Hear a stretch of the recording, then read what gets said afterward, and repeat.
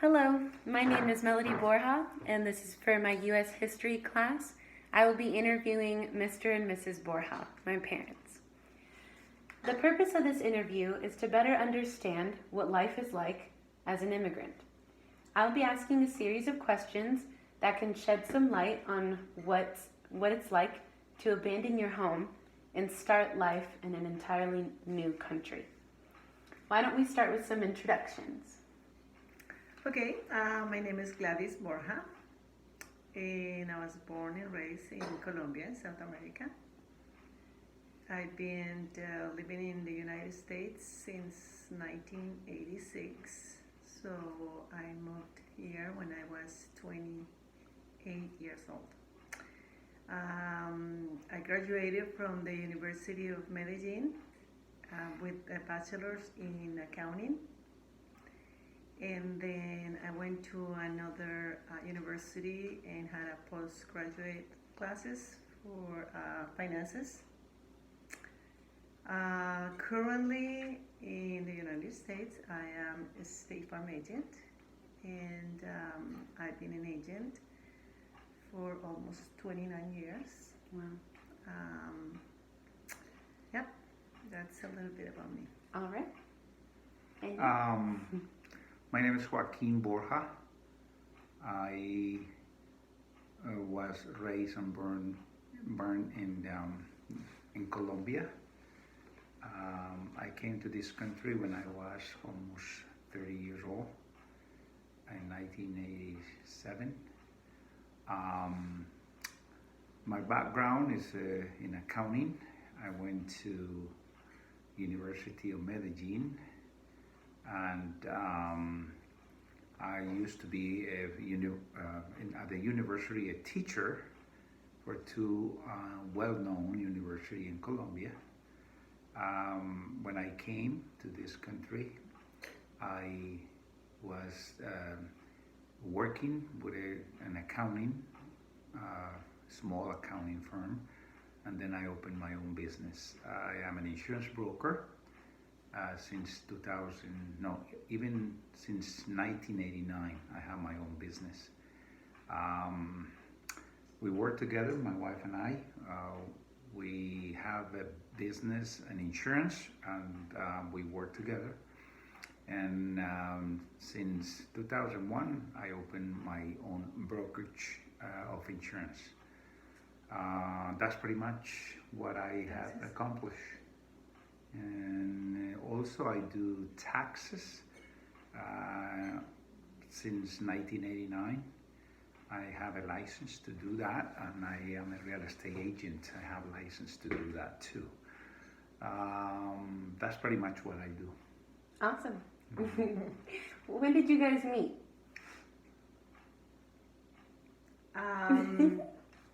We actually met in Colombia at the university where we both attended. Joaquin was 2 years ahead of me, so he was almost graduating when I met him. Who moved to the U.S. first? I moved to the U.S. first. Okay. And then did you guys get married in Colombia, or did you guys get married here in the U.S.? We actually got married in Colombia. Mm-hmm. When I moved to the United States, we were not sure whether or not we were going to stay here. Joaquin came a year later, and then we decided that we were going to get married. Go back to Colombia. So we went back to Colombia, got married, because that's where our families and friends were. We didn't have a lot of family here, so we wanted to go with our friends and family. So we got married, and then we came back again. Awesome. Initially, what was the reason for your move to America? In my particular case, already in 1986, when I came in here, I actually didn't come in to stay.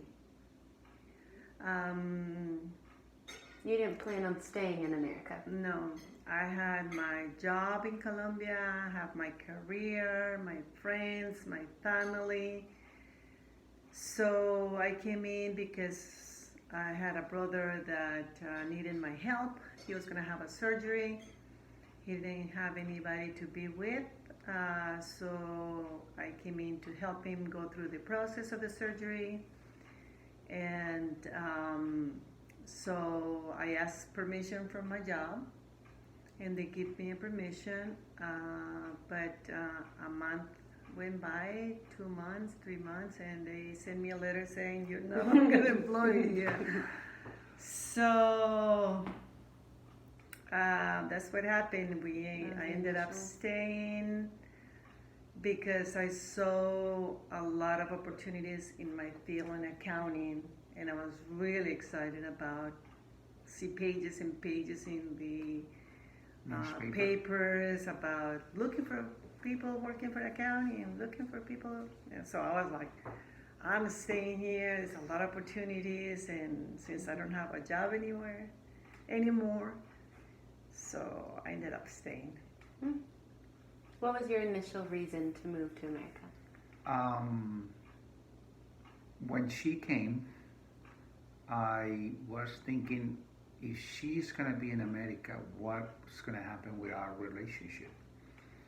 And she sent me a lot of information and told me that is a lot of opportunities at that time for accounting businesses and in our expertise and our careers. So she told me, if you want to, you can come over and you try. If you don't like it, we can go back. But especially when I was looking into that, the most important to me was our relationship, not only just finding a job and being by myself in Colombia and understanding that she rather to be here than going back to Colombia. So I seriously considered to come to the United States and be with her. And then as a second goal was just get a job and be together. That was my motivation. So when did you decide to stay? You decided that we're going to stay in America. I love going to school, study. So when I saw that I was kind of getting comfortable here, I took some English classes at CSUN. They had a program for foreigners, for for people with grad schools anyway. So I guess little by little, because we saw a lot of opportunities in our field, it was just like one day at a time. We're staying. Maybe we go back. Yeah, maybe not. So a year went by, 2 years went by, 3 years, and now we're here after 33 years. So it was not like a point in our life that was we are gonna stay here no matter what. No, we just like, one day at a time. Things were advancing, and so we decided to stay, but it was not our plan to come and be in the United States because it was pursuing a special goal or deciding just to be in the United States because we want to be here. No, it was the situation that coming along, and we decided at the end to stay because we saw a lot of opportunities in this country. Awesome.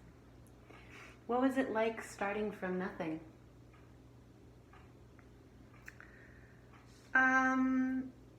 When we look back, it was hard. However, we grew up in a very low-income family, so not having a lot was not a big issue for us. We were used to not having a lot. So it was hard in the sense that in Colombia, because we graduated from the university, we are both had titles, CPAs. He was a teacher at good universities, and I have two careers pretty much. You know, you have like a status, and people will call you Mrs. Doctora Gladys Borja, Mr. Doctor Joaquin Borja, and it feels like you were someone. We have achieved already the end of our careers. We have graduated. We have good jobs. Our friends were pretty much in the same status where we were.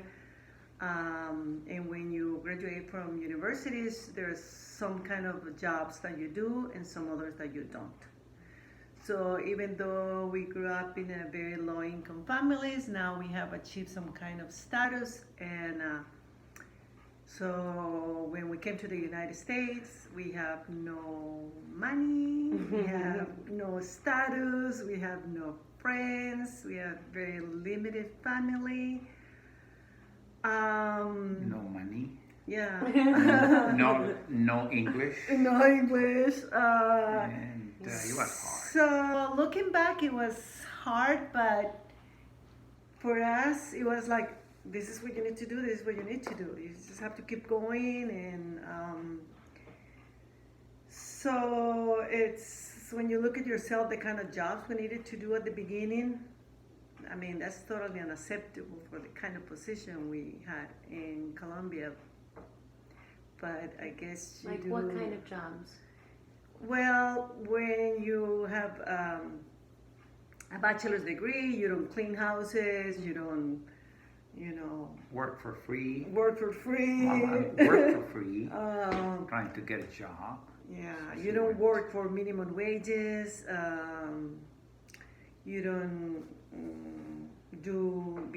Joaquin was a waitress at a restaurant. Waiter. Waiter. We don't clean tables. So those kind of jobs we never did in Colombia, even in our own families we didn't clean the house. And So here it's come like, for a country that you have a status as a professional person, and people look at you as a graduated person from the university. You have some status, and people respect you, give you that position on the society. But you come here and you don't have any title, and you don't have any position at all. And in order to survive and to make money to provide for your family, you need to do whatever it has to be, or whatever it is up front that you need to take it.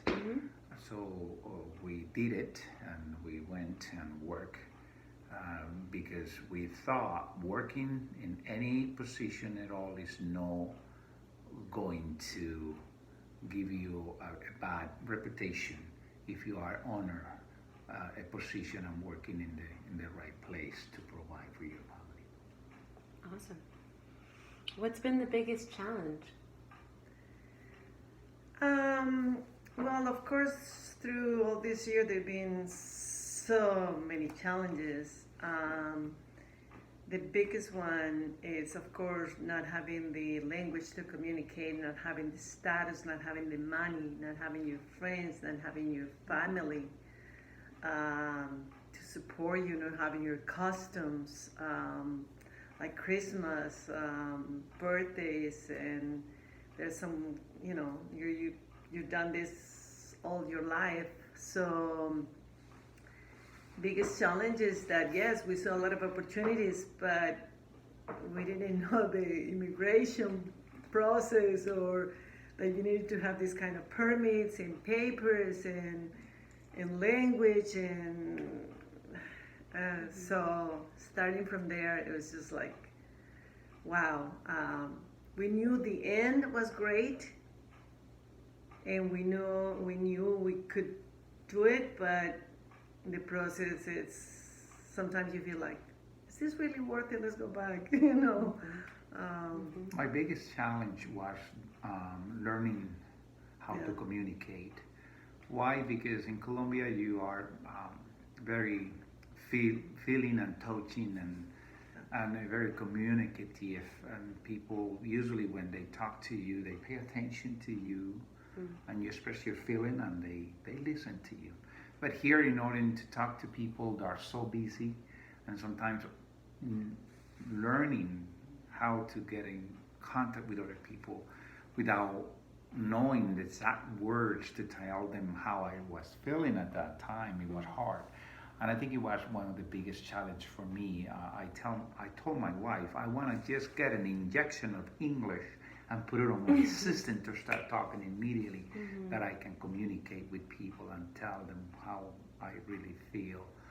And not only that, when you have to go and work, and it's people talking to you, asking you questions, and you don't know what to say, how to express, that knowledge that we have in accounting, and I was working in a company that I know I can handle that job, and I can help that person, the owner of that business, but we have that barrier of communication, and I couldn't express or tell them what to do, even though I know how to do it, because I didn't have that expertise in communication on English.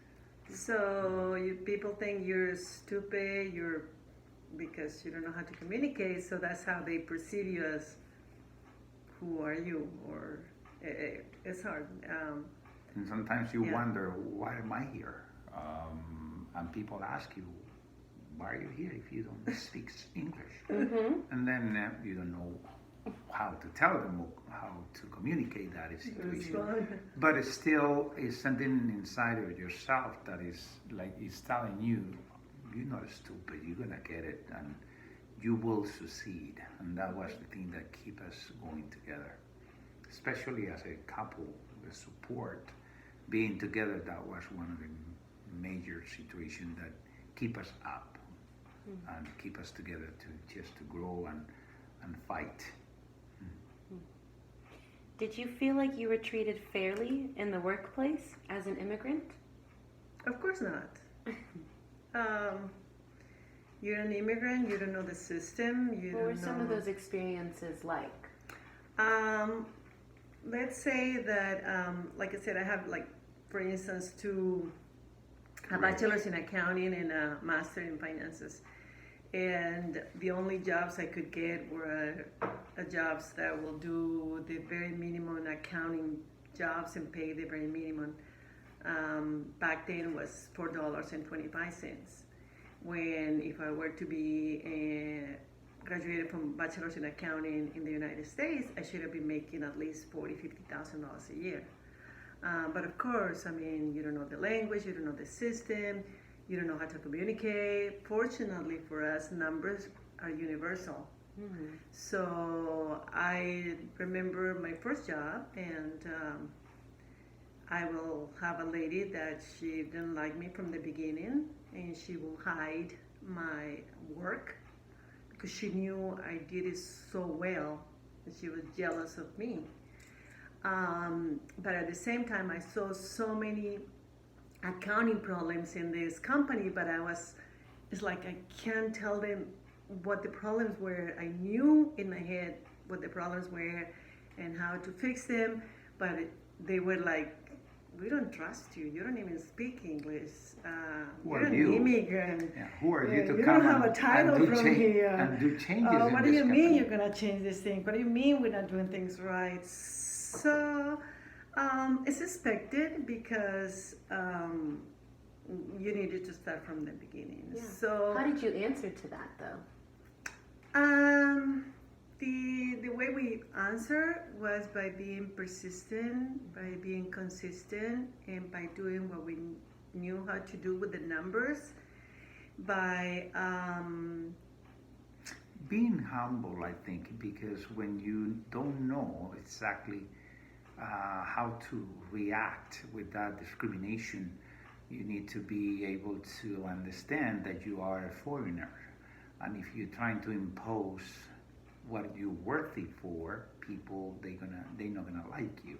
So you need to be humble and just go down and say, okay, it's gonna be a moment that I'm going to know the language, and I'm going to have the possibility to express what is it that is right, and I will do it at the right moment. But I understand where they're coming from. Here is this person that just came to the United States and she's telling us things are not right and she doesn't even know how to tell us how to fix it. Mm. So I don't feel like they discriminated because they wanted to, but just because of how the circumstances were. And I understood that, and we just keep on working and keep doing what we needed to do. Yeah. What have been the biggest differences in culture? There are a lot of differences, and they go one about your friends. Here, I think it's harder to make friends than in Colombia. Of course, there is a difference in the type of food, in the customs that you do, in the celebrations that you do every year. There, like for instance, I would say my first shocking experience is that in Colombia, it's Christmas time, so most of the office work, the offices are closed from the middle of the month until In December. December 15 to January 15, or December 20 to January 10. So the offices were pretty much closed back then.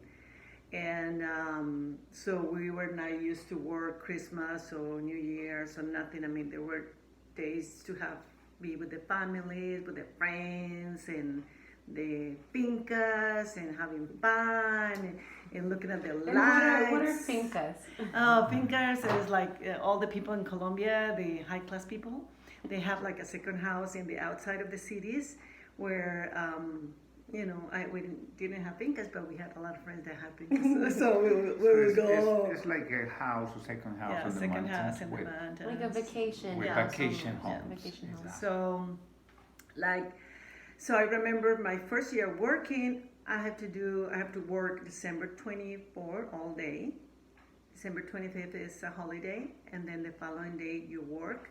And we're like, what the heck? Because have to for work? us, for Colombians, we celebrate Christmas Eve as a Christmas day. We celebrate the 24th, December 24th.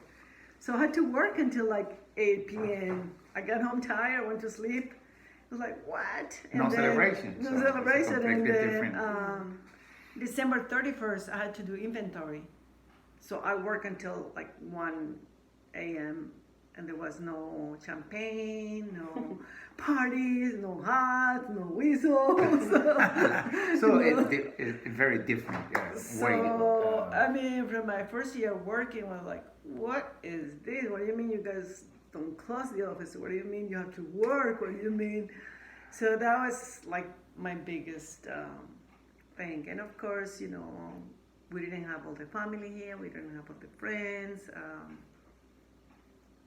Another impact in our culture was the religion. We are Catholic background, but now we're Christians now. And coming to the United States, it was one of those situations that when you face different positions and different situations, and not only that, looking for a school for our children, we didn't know that my son ended up in a Christian school because we didn't have any other opportunity to put him in another school. But somebody suggested us to put our oldest son that school, and ended up being a Christian. And we were Catholic, going to a Christian school, different values, different celebrations, different goals. But at the beginning, for us, it was like difficult. When my oldest son, started going to a Christian church, and we were going to a Catholic church.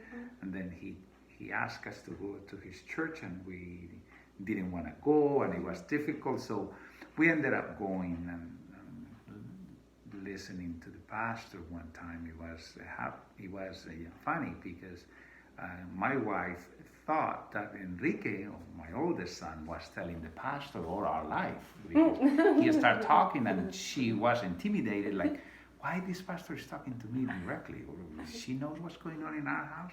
But it was God speaking, and that was another encounter with the culture. But it was one of the main issues that helped us and changed our lives too. What have been the biggest differences in government? I don't know. I don't know I could say anything about that. We were not involved in any politics there or here, and so far all you know is that you work, you pay taxes. There's some people that govern and they say they're all for the people. But I wouldn't say that we felt any difference there or here. What have you enjoyed about living in the U.S.? Well, after so many years, of course, I love the United States, and I am very proud American. I love my kids have the opportunity to grow up here. And what I like the most, really, is that here in America, like, we came with an education, but we have to start from zero. However, if you work hard, if you go to school, and you have good ethics, you could make it. You could make a living out of working. And any work it's a good work, even though you're cleaning. Honorable. It's honorable.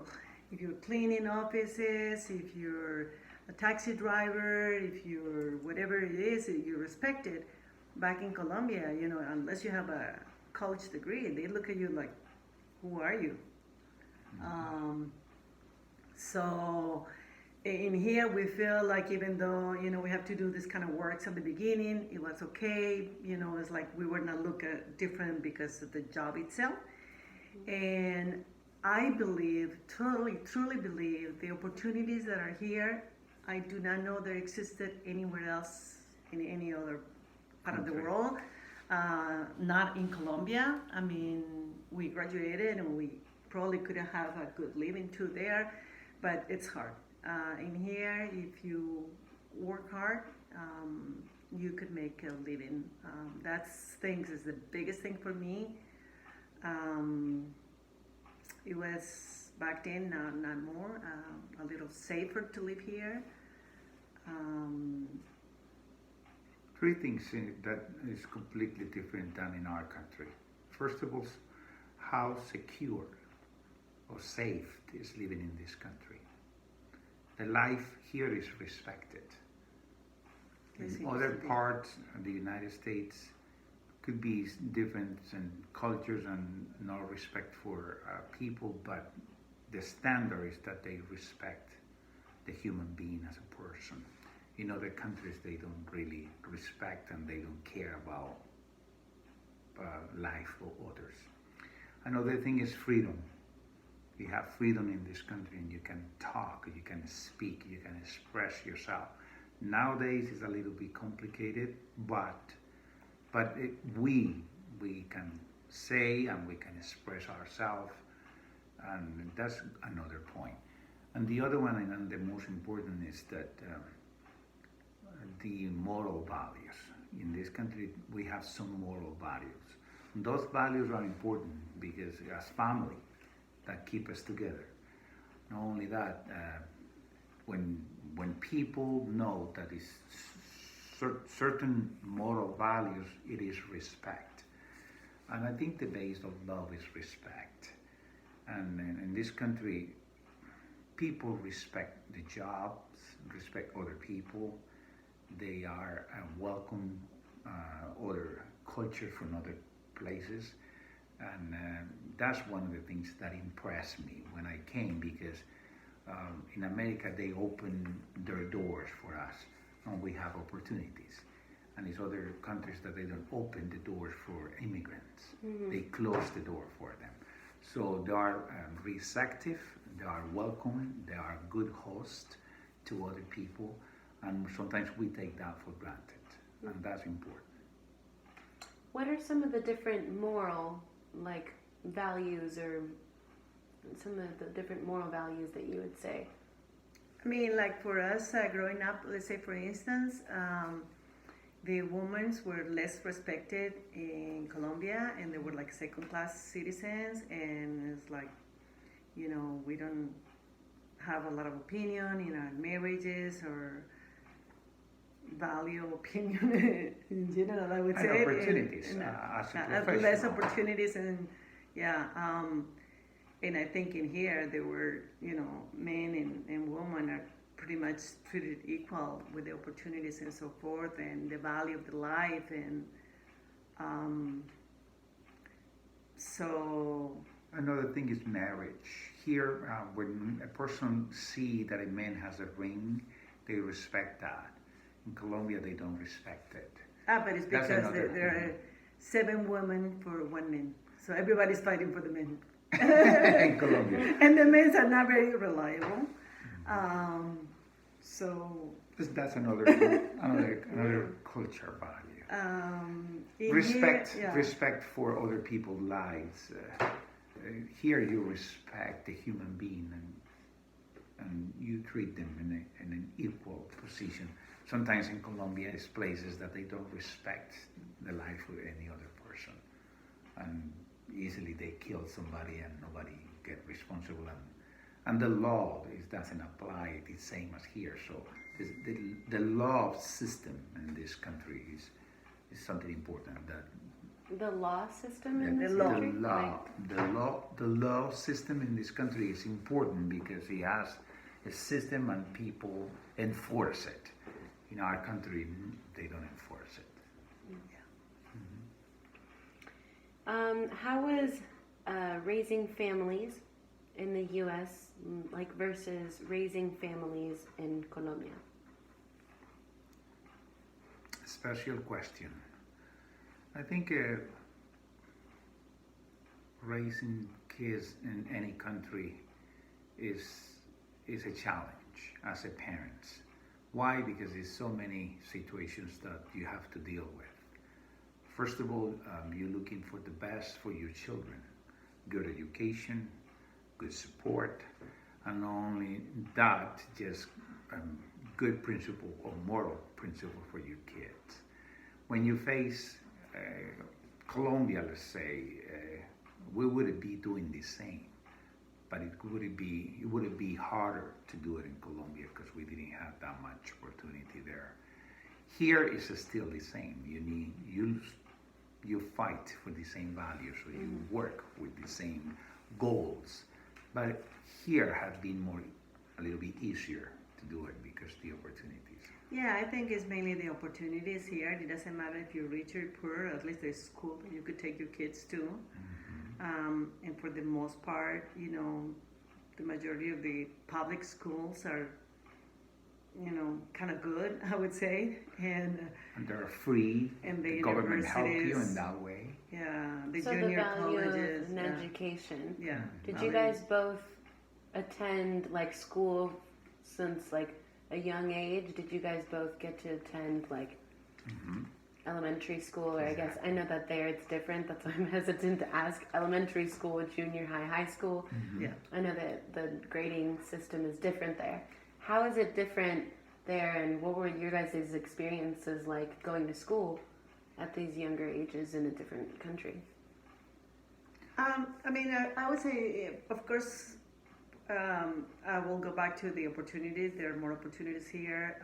You could go to school and pay for it by working yourself if you want to, or grants or loans. But what was your experience like? Because did you attend an all-girls school? Yes. Or did you I went to- attend a public school with all... Public school, but it was all girls school. Okay. And Joaquin went to a private school, Yes. all boys school too. Yeah. Was that normal in Colombia? Yeah. It is kind of normal. I don't know how it is right now. Yeah, but No, not anymore. paying for your tuition is one of the key. There, if you go to high school or universities, you need to work during the day, or having parents that have money to pay for your education. There, I have to pay for my own education if I want to go to the university. Here, you can go to the university and you can get grants, or you can get sponsored for different companies, and you can go to school even in different levels. You have help by the government, help for other institutions. Down there, you need to pay by yourself, and it is expensive, the tuition, just to finish a career. I would say that it all goes back to the opportunities here. If you want to find a job, you'll find a job. If you want to work, you're going to work. You want to be a If you want to professional? go to school, you could go to school. If you want to graduate, you could graduate. I mean, the opportunities are much more open than in our countries. I mean, they're very limited. Only some people can go. Only some people can pay. So Were you guys able to convince more of your family members to move to the U.S.? we didn't have to convince. Once we were here, they all flocked. Yeah, they were. Because they saw the The opportunities that opportunities. you guys were making for yourselves. Yes. But you say it in the right way. It is opportunities that you look and you make yourself available for those opportunities. Because you have opportunities in this country, a lot. But if you don't make, Go find them. and you don't go and find them and with discipline trying to accomplish what is it that you want to be, the opportunities will be there always, but you never do anything with the opportunities that is in front of you. I mean, we're even amazed of some of the kids that don't want to go to school, don't want to go to universities, don't want to graduate, and we're like, what? You know, because for us, the way we were raised, the only way to get out of poverty was by graduating from a university. It's like you had to go, don't even think about it, you just do it. So that was important, and we knew, and the families around us, that the only people that could actually get it into the next level is by really going to school, graduating, and getting a good job. So in Colombia, you feel like maybe it was by merit that that was the only way to actually overcome poverty. Absolutely. But Absolutely. not only that, when we came to this country, we know for sure that our career could be used in this country. But it was the opportunity that met our desire to do something with the opportunity. And that's the key, because you can have the opportunity, but it's there, and you never get or go and make that opportunity that works in your favor. And it's a lot of people that they have so many good things in this country, but they don't value those opportunities. And it isn't that easy for us as an immigrant. It wasn't easy at all. And for the people that are here, not easy, but it's not about making things easy. It's about making it work. And then we knew that with hard work, we could get to where we needed to get. I remember even telling Joaquin, I don't care if I have to work in McDonald's cleaning the floors. I wouldn't mind at all. And I was almost 30 years old with 2, grad schools. But because of our work ethics, we knew that we will make it work for us. So it's not about what kind of work it's like. We knew what was inside of us, that desire to go, a desire to do more with the opportunity. Because for us it was like, oh my goodness, there's so much that you could do. It's like, we're gonna, make sure we take it. What do you guys miss most about Colombia? Of course, the food, number one. You could go to any little store and get your empanadas, your, sweet things. And of course, not all Colombia, but in the city where we're from, people are friendly. You could talk to anybody. People are not in a hurry. I don't know if it is the same today. I mean, this was over 30-something years ago, so probably things has changed. But back then, people would just talk to you and sit down and enjoy Friends and a family. coffee. Friends and family.